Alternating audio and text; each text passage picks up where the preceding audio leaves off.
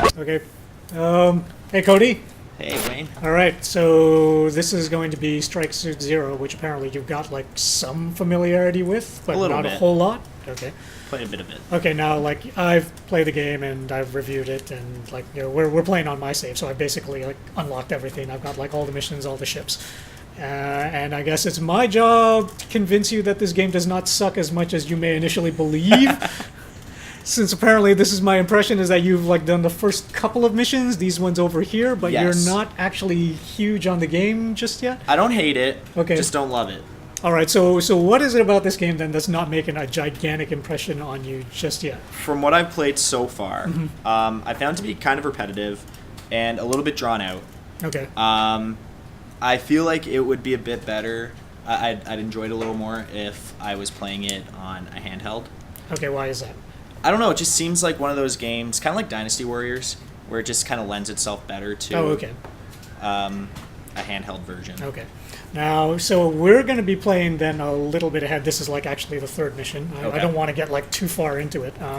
But this is basically once you've unlocked, the strike suit, Yep. which is the fighter that transforms into a giant robot. And like, you didn't actually get too much of a chance to mess with it around in mission 2, did you? I'm not sure what mission I was actually Okay. on, but I did unlock the strike suit. Okay. Strike suit. And that was pretty fun. Mm-hmm. It was pretty cool to just be able to just mess everything up like Okay. that. All right. So what's going on then in this third mission is that you were supposed to rendezvous with the fleet. So you did the space fold. You popped up in there. The fleet's been completely devastated. So you're like, oh well, okay. It's like that's no good. We're gonna just jump right into it. One of the first things we'll do, it's like I'll switch the external camera. So this is the strike suit I'm using, which you should actually not have this Okay. far into the game. This is kind of like, the deluxe version.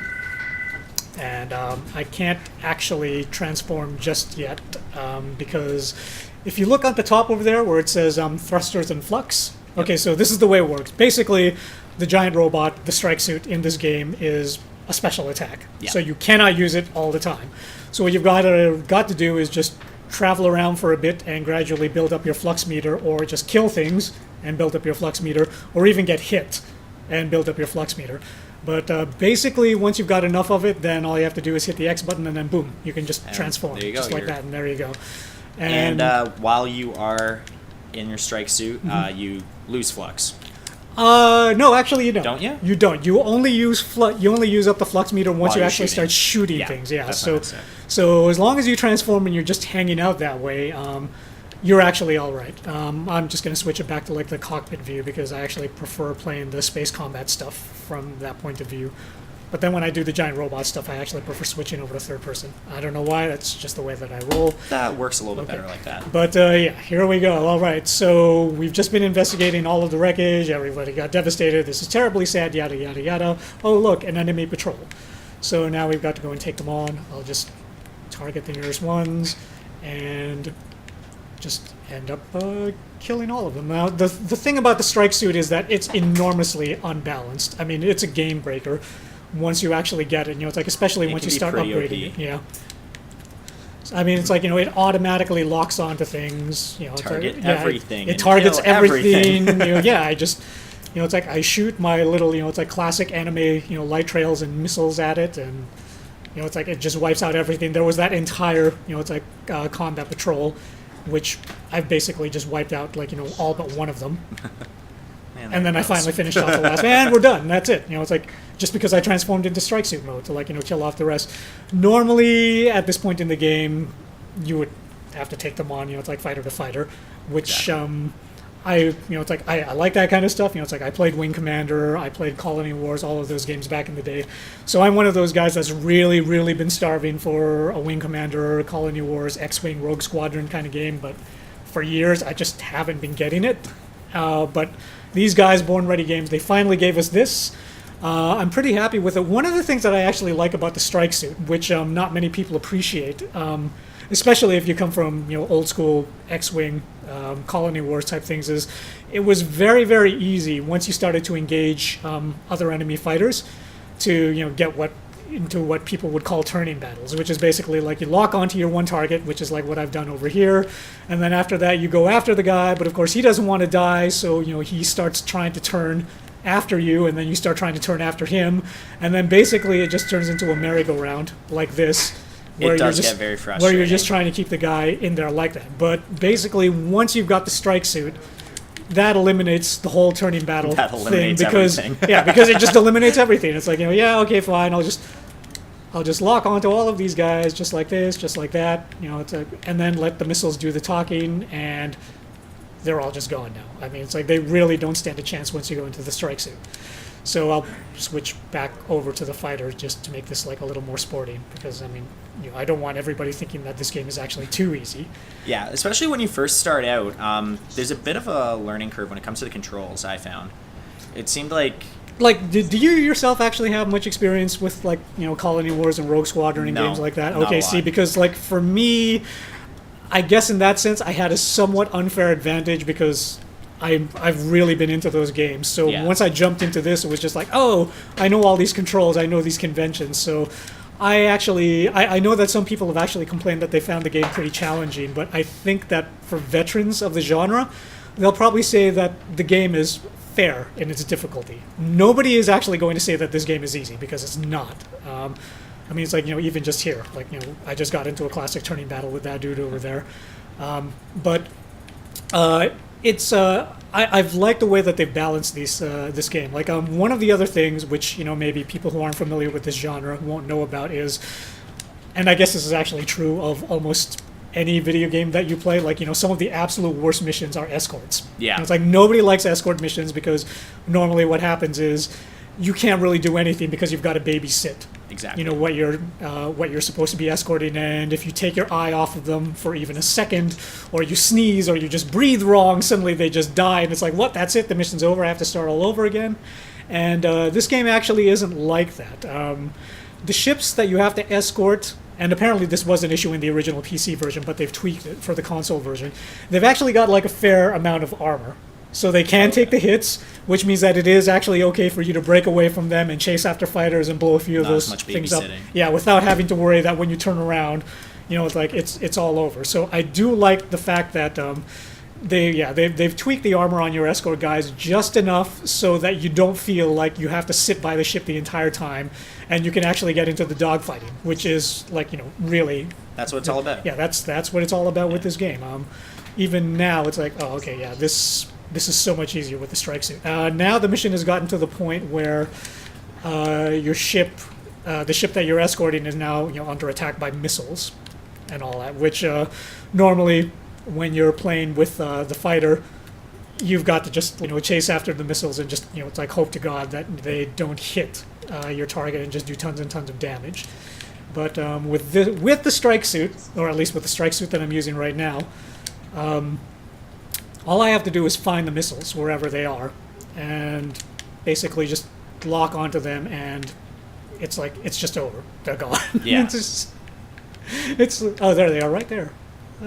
Missiles. So this would be a little bit more difficult if you were just playing the. If you were playing with the suit that you're supposed to, yeah, this would actually be quite a bit more challenging. But because I find it extremely difficult to talk and play at the same time, I decided to give myself a cheat and just give myself the more powerful ship, so that I could afford a much larger margin of error while I'm talking. And it's like, yeah, oh, okay, I don't have to start this all over again.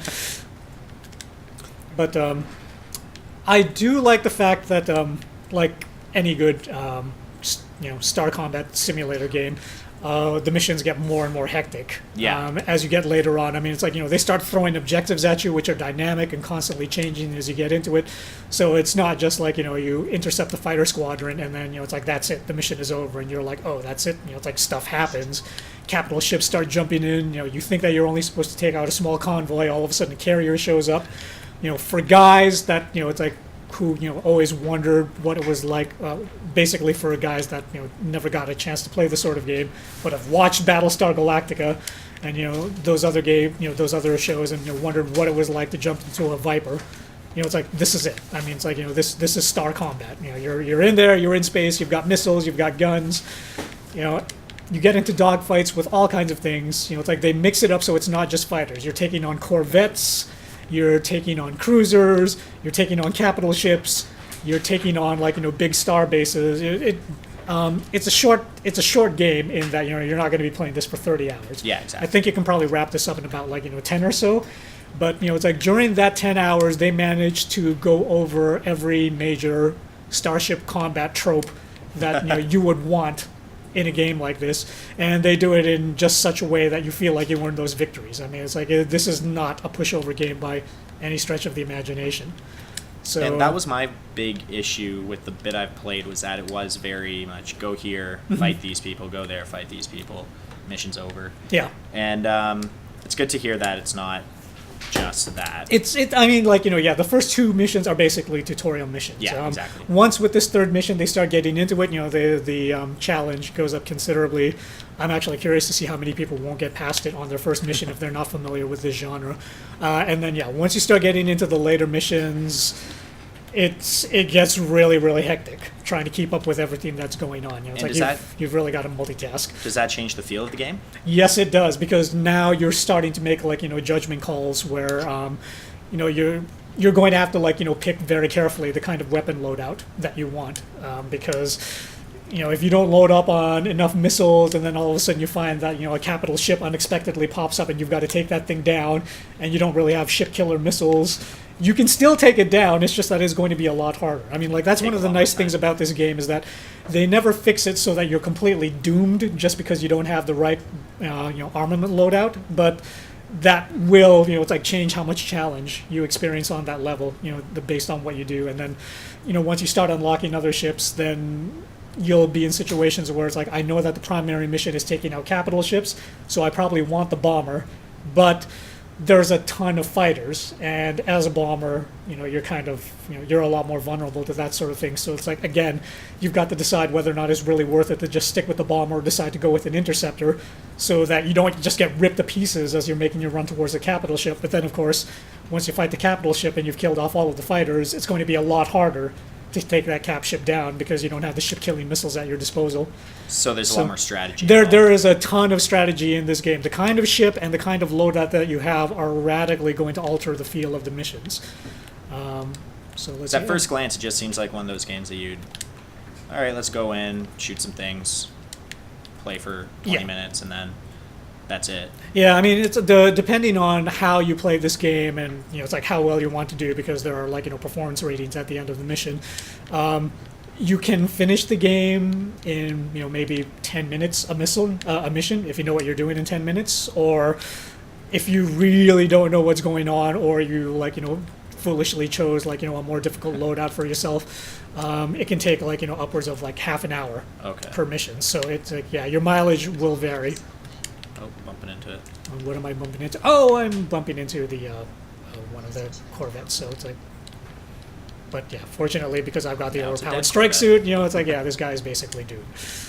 So I'm overpowered, but I really don't care at this point. Sometimes, because I mean, this mission kicked my ass so much the first time that I played it. So it's nice to it's nice to get a little payback like that, because it's between running back and forth with the missiles, and then still trying to take out the capital ship at the same time. This was kind of like a whoa. All right, they did not actually make this game easy at all. Yeah, something I liked aside from the gameplay, I really enjoyed the music. The music. Okay, that was actually a bit of a highlight for me. Here's I'm completely dating myself now, but I believe the guy's name is George Ruskay. Well, his last name is Ruskay for sure anyway, but he is actually the same guy that composed the soundtrack for Homeworld. Oh, okay. Which is one of the all-time classic science fiction real-time strategy games. It's it was just a phenomenal soundtrack, and actually had an influence on other science fiction soundtracks like Battlestar Galactica, which also has that sort of weird ethnic sort of vibe to it at times. It's so this guy was not ripping off Battlestar Galactica, he was actually just ripping off himself. Okay. So yeah, anybody that tells you otherwise is basically just young and they don't know their gaming history. There you go. So for you guys out there, he's not ripping off Greg Bear. He's ripping off himself circa the 90s, because I guess these guys told him, we really love the Halo or the Homeworld soundtrack, so can you just do that again? And he did. And it worked. It fits with everything. No, it's great. Yeah, it's very evocative, and it switches on the fly. It's once things start getting really crazy. Oh, have I not killed off this thing yet?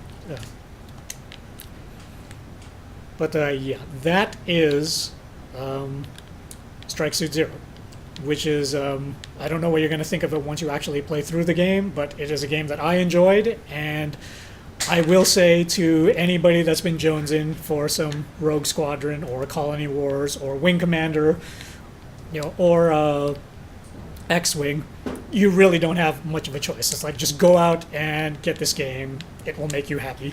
It's like, they've rebalanced it from the original PC version, which actually had some issues. There were, difficulty spikes. The strike suit was actually not as useful in the original PC version as it was in this one. Okay. But they fixed all of the issues that, players really had with the game when it first came out. Now, so, do you think that's a good thing that they made the strike suits more useful? Because if you watch now, that thing's dead. Yeah, I mean, like I said, it's like I'm using one of the much later models that you get in the game, so ordinarily it would not be this easy. But in the original version, the strike suits were actually not that great, and people advised that you didn't use them because they had the armor of tissue paper. But it's in the name. Yeah, yeah, exactly. So everybody was like, why would you call this Strike Suit Zero when it's the least useful thing in the game?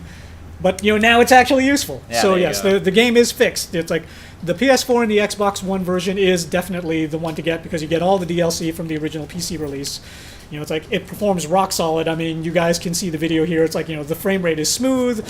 It's like the graphics are pretty. You get the light trails. It's all it's like very 80s and great. I just would strongly recommend this to Starfighter fans who are starved for content. And if you're a Starfighter fan, you're obviously starved for content because the only other thing to look forward to is what's it called? Star Citizen. Yeah. And we're not even sure exactly when that's coming out, but it's like Chris Roberts is working on it. In the meantime, there's this.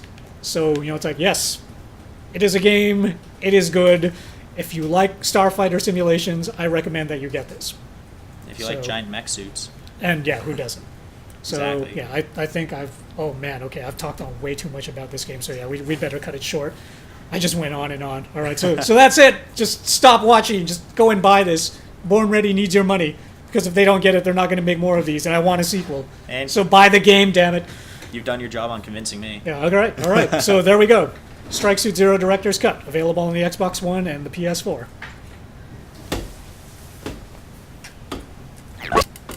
Explosion. We're out. Explosion.